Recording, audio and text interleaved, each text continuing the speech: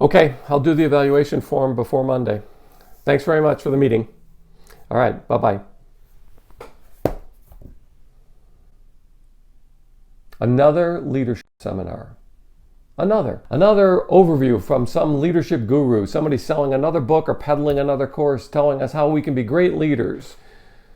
Again and again and again. The world is filled. My bookshelves are filled. Things come in the mail. I get emails. Everybody's selling me leadership ideas. Tell me, Francois, what is your philosophy on leadership? Do you know how you know somebody is a leadership guru? Same way you know somebody does CrossFit. They tell you. So what are we supposed to do with all of the advice, all of the seminars, all of the courses, all of the books, all of the meetings that we have about developing and understanding leadership today? Let me just go through a couple things and a confession from me. And thanks for being here as part of the Do-Over Show. And I really appreciate it if you tap the like button like you liked leadership. No, don't just tap the like button. Let me start with a confession. I've worked for 2 or 3, no, make it 3, bosses who thought that because they were bosses and because they had the ability to hire and fire, to raise salaries or to freeze salaries, that was equal to what a true leader is. I know what you're thinking. Do I salute you or do you salute me? They looked at it in terms of wanting to be a mentor. And when you didn't grant them that vulnerability and that access that they seemed to be buying from you as an employee, well, then they resented it and they said you didn't understand the true nature of leadership. And now I have what may seem under the circumstances a bizarre request. I have a collection of most of these seminal books on warfare, including The Burden of Command. And I was wondering if you would do me the honor of signing it. Certainly. Thank you. Any man with a collection like this is a man who's never set foot on a battlefield. To him, a mini ball from Shiloh is just an artifact. And to a combat vet, it's a hunk of metal that caused some poor bastard a world of pain.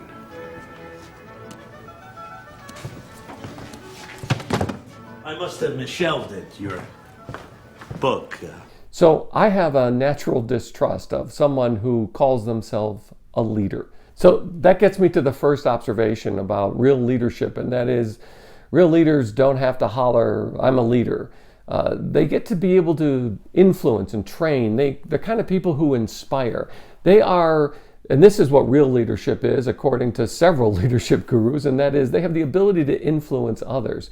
But that means that you don't have to be the boss to be a leader within an organization or even a team, but that you can inspire and influence others.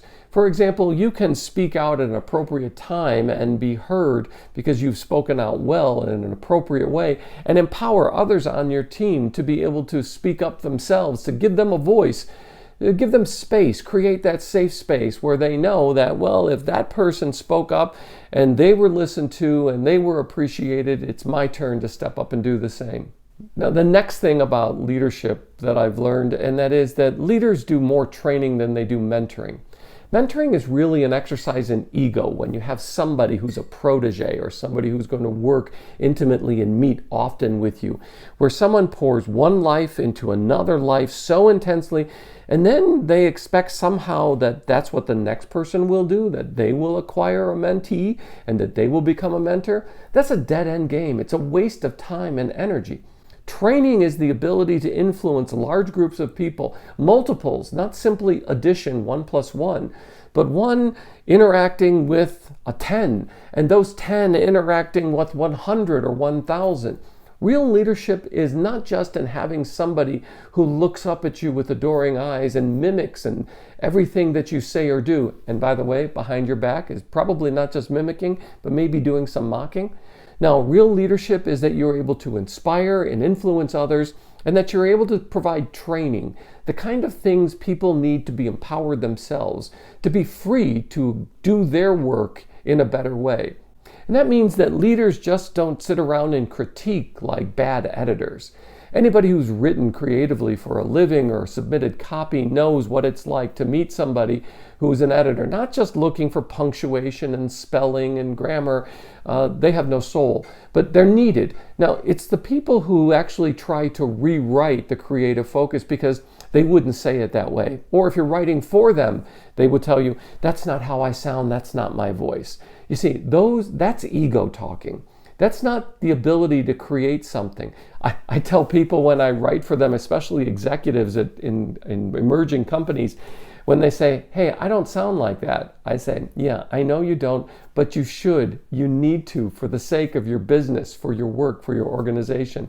That's the voice that will get you listened to in your audience.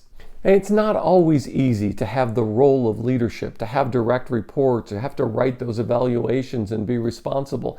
So some of the ways that human resources does this is that they give people the power themselves to write their own job descriptions, to aspire to new options, to work outside of their own department or their own work stream. Not just because they're doing a productivity push, not just because they are a commodity and they're supposed to produce a commodity like 100 pieces of this every week. This is not an assembly line. And if you work on an assembly line, you are inherently replaceable. You're looking for the kind of job and you're looking for the kind of leader or boss who will give you the opportunity to explore something that you have a passion for, a capacity for, that you don't know until you try it yourself, whether or not it's something that you can learn, handle.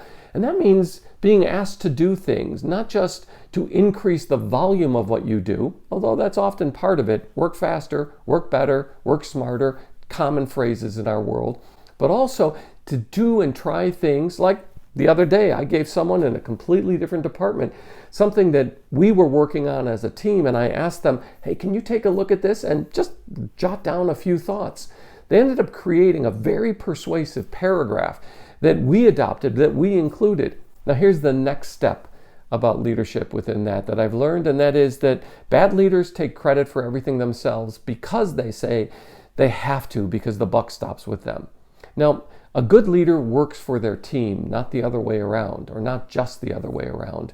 A good leader looks at a group of people and recognizes the work that's there.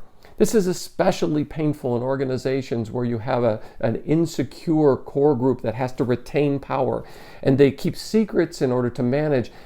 It's when they have meetings about you and you're not part of the meeting that you know you have an insecure, power-hungry group of leaders. Now, in that setting, when you're dealing with this as leaders yourselves, part of the example that's set is to include people in the process of evaluation, not just in, well, this really sucked. You can look at somebody and say, what you wrote is not as good as I know you can write. Now, if you tell them, like a teenager, they'll respond and say, in frustration, well, just tell me what you want me to say. That's obviously not the outcome that you want. What you do want is not to trick them and say, go back and try it again, or try it your way, or even try it my way. What you want to give them is an idea of the purpose and what success will be like. And good leaders show us what success looks like, not just by being successful themselves, but by rewarding us and reinforcing success in our lives, especially in this new turn towards mission-driven organizations, for-profit as well as not-for-profit. One of the trade-offs we're asking of them is to be committed to the work at a higher degree, with a different depth than anyone else, because there's a common mission. We've discovered our why together, and your why and my why are coordinating to make this mission-driven opportunity even greater, for more, to benefit more, to attract more customers, to grow and scale the business. But what happens to that passion when I tell you that your passion has to be my passion? And I said to him, what makes the Marines so great? And he looked at me and said, officers eat last. And it sort of struck me that if you compare that to the business world and the entrepreneurial world, entrepreneurs are always told, pay yourself first, look after yourself first. And yet, I'm being told by this Marine general that it's the complete opposite. And there's a symbolic gesture, but more importantly, there's an importance to it. Now, a good leader will get people to do the work that needs to be done. And it's not just this dreamy game of people discovering their why, Simon Sinek, so that they can do it. It's a lot more expensive to continually hire for middle management and creative roles and above than it is to invest time and energy to engage them in a way that will get them thinking more deeply, more significantly about their value, their success, their part in the success of what is happening. And that's what a good leader does. A good leader works for their team. So hey, the next time someone tries to sell you a leadership course, just keep in mind that there's a lot out there that just uses power and ego to try to sell us things that, well, will make us feel better about being leaders, instead of actually helping us help others be successful together. And thanks for being part of the Do-Over Show. And please tap the like button. And while you're there, remember to subscribe and ring the notifications bell so you don't miss an episode. I'm so glad you found me and I found you. Thanks.